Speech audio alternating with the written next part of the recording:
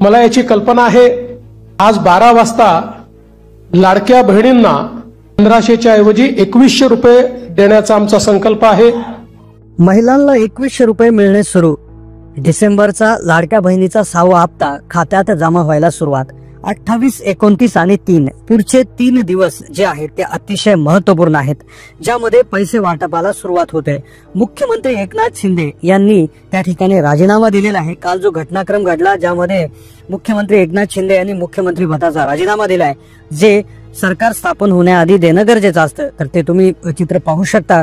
राजीनामा दिलाय आणि त्यानंतर जो लाडकी बहीण योजनेसंदर्भात त्यांनी ANI न्यूज एजन्सीला एक प्रतिक्रिया दिली होती पूर्वी, तर त्यामध्ये ते म्हणाले होते की लाडकी बहीण योजना जी आहे तर ती आचारसंहितेत मध्ये अडवायला नको, म्हणून नोव्हेंबर महिन्याचे पैसे आम्ही ऑक्टोबर महिन्यातच दिले होते आणि आता डिसेंबरचा हप्ता मिळणार. पुढील येणाऱ्या 3 दिवसामध्ये 3 दिवसामध्ये महिलांच्या खात्यात होणार पैसे जमा. फक्त हे बँक खातं असणं गरजेचं. कागदपत्रांची देखील एक विशेष अट आहे. तर संपूर्ण सविस्तर जाणून घ्या अपडेट. कारण की पहा, पूर्वी घोषणा केली होती की डिसेंबरचे पैसे देखील नोव्हेंबर मध्येच मिळणार. मग काय आहे याच्याविषयीची अपडेट, कोणतं बँक खातं चालणार आहे याविषयी संपूर्ण सविस्तर माहिती घेऊयात. तुम्ही कोणत्या जिल्ह्यातून हा व्हिडिओ पाहत आहात नक्कीच कमेंट करून आम्हाला कळवा. चॅनलला नवीन असाल तर सबस्क्राईब करा. डिसेंबरचा हप्ता सुरू. 2100 रुपये मिळायला सुरुवात झाली. येणाऱ्या 3 दिवसामध्ये हप्ता वाटप होणार. 3 दिवसात 36 जिल्हे घेण्याचा सरकारचा विचार. पहा, एका न्यूज एजन्सीला माहिती देत असताना एकनाथ शिंदे यांनी पूर्वी एक वक्तव्य केलं होतं आणि जे आता खरं होताना दिसत आहे. पण त्यातच मुख्यमंत्री एकनाथ शिंदे यांनी त्या ठिकाणी राजीनामा दिलेला आहे. मुख्यमंत्री पदाचा राजीनामा दिला आहे आणि जो देणं त्या ठिकाणी गरजेचं असतं हा प्रक्रियेचा एक भाग आहे. पण त्यातच सगळ्यात महत्वाची गोष्ट म्हणजेच मुख्यमंत्री एकनाथ शिंदे यांनी फेसबुक लाईव्ह वर त्या ठिकाणी येऊन त्या ठिकाणी सरकार स्थापनेविषयी देखील काही गोष्टी स्पष्ट केलेल्या आहेत. त्यांनी डायरेक्ट नरेंद्र मोदी साहेब यांना फोन लावला होता आणि ज्यामध्ये त्यांचं काय बोलणं झालं आणि हप्ता वाटपाला कोणतं बँक खातं लागणार आहे, कागदपत्राची काय अट आहे याविषयी आपण संपूर्ण सविस्तर समजून घेत आहे. पण त्याआधी तुम्ही फॉर्म जून मध्ये भरला असेल, जुलैमध्ये, ऑगस्टमध्ये, सप्टेंबर, ऑक्टोबरमध्ये किंवा नेमकं फॉर्म भरलाय आणि तुमच्या आतापर्यंत किती पैसे जमा झालेले आहेत ते तुम्ही त्या ठिकाणी कमेंट करून कळवा. कोणत्या जिल्ह्यातून तुम्ही हा व्हिडिओ पाहतात. कारण की पहा, जवळपास काही महिलांना 3च आले, काहींना 4.5च आले, काहींना पूर्ण 7.5 आले, गॅसचा हप्ता आला नाही. तर त्यांच्यामध्ये अडचण असू शकते एकतर कागदपत्राची किंवा बँक खात्याची. आता या 2 गोष्टी तुम्हाला 6व्या हप्त्यासाठी क्लिअर करणं गरजेचं आहे. मागच्या हप्ते येण्यामध्ये उशीर भरपूर महिलांना झाला कारण की त्यांनी ही काळजी घेतली नाही, कागदपत्राची काळजी, दुसरी बँक खात्याची काळजी. कारण की काही बँक खाते जे आहेत तर ते आता चालणार नाहीयेत. तर त्यामुळे कोणत्या बँक खात्यात हप्ता येणार, मुख्यमंत्री एकनाथ शिंदे काय म्हणाले होते, मुख्यमंत्र्यांनी राजीनामा दिला आणि त्यानंतर स्वतः त्यांनी फेसबुक लाईव्ह वर येऊन मीडियाला काय त्या ठिकाणी सांगितलेलं आहे, समस्त माता भगिनींना काय त्यांनी त्या ठिकाणी संदेश दिलेला आहे ते आपण जाणून घेऊयात. पण आता सगळ्यात महत्वाचा प्रश्न असा होता की न्यूज एजन्सीला त्यांनी प्रतिक्रिया दिली होती की हप्ते आचारसंहितेत अडकायला नको, म्हणून आम्ही काय केलं की ऑक्टोबर मध्येच नोव्हेंबरचे पैसे दिले. पण आता ते म्हणाले होते की 20 नोव्हेंबरला मतदान, 23 नोव्हेंबरला मतमोजणी आणि त्यानंतर लगेचच नोव्हेंबर महिन्यातच आम्ही डिसेंबरचे पैसे देऊ. मग आता पहा, जवळपास 2 ते 3च दिवस त्या ठिकाणी डिसेंबर महिना सुरू व्हायला लागलेला आहे. म्हणजे काही तासच त्या ठिकाणी उरलेले आहेत. कारण की ते त्यावेळेस म्हणले आमचा हेतू स्पष्ट आहे, आम्ही देणारे सरकार आहोत, आम्ही घेणारे नाहीत. आता ही त्यावेळेची त्या ठिकाणी घोषणा होती. मग त्यानुसार आता त्या ठिकाणी सरकार देखील जवळपास पैसे वाटपाला सुरुवात करणारच आहे. आता कोणत्या जिल्ह्यात आधी पैसे येतील, कोणत्या जिल्ह्यात नाही येणार, पण सगळ्यात आधीचा जो प्रश्न आहे, जिल्ह्याचे नावे आपण शेवटी घेऊयात, पण सगळ्यात महत्वाचा प्रश्न बँक खात्याचा आहे. पहा, काही महिलांनी फॉर्म लवकर भरले, अर्जंट गडबड करून त्या ठिकाणी फॉर्म भरले, पण बँक खात्याचं हे काम केलं नाही. त्यामुळे असंख्य महिलांना पैसेच आले नाही. काहींना आले तर अर्धेच आले किंवा फारच लेट पैसे आले, अशी चित्र आपल्याला दिसत होतं. त्याचं कारण होतं बँक खातं. बँक खात्यामुळे प्रॉब्लेम येतो का. मग आता आम्हाला कमेंट मध्ये प्रश्न विचारतात की आमचं बँक ऑफ इंडियाचं खातं आहे, आमचं बँक ऑफ महाराष्ट्राचं आहे, आमचं स्टेट बँकेचं आहे, आमचं XYZ बँकेचं, आमचं जिल्हा बँकेचं, असे प्रश्न आम्हाला विचारले जातात. तर मग कोणतं बँक खातं चालणार आहे.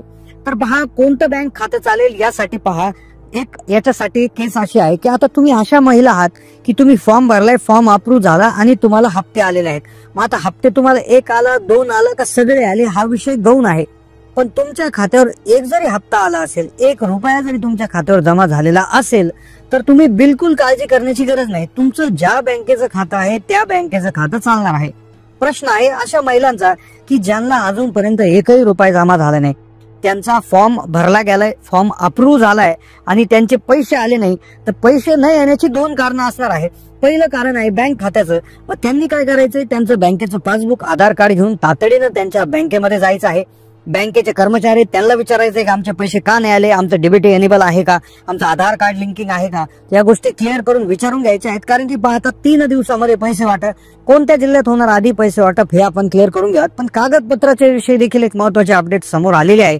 आता पहा, बऱ्याचशा गोष्टी इथे असं झालंय की तुम्ही इथे बघू शकता की जे पूर्वी ज्यावेळेस अर्ज भरण्याची प्रक्रिया सुरू झाली होती, अर्ज भरणे सुरू झालं होतं, तर त्यावेळेस सरकारने आपल्याकडून एक हमीपत्र भरून घेतलं होतं. त्या हमीपत्रामध्ये क्लिअर त्या ठिकाणी काही अटी दिल्या होत्या आणि आम्ही सर्व अटी पूर्ण करत आहोत, तर असे हमी तुम्ही सरकारला दिली होती.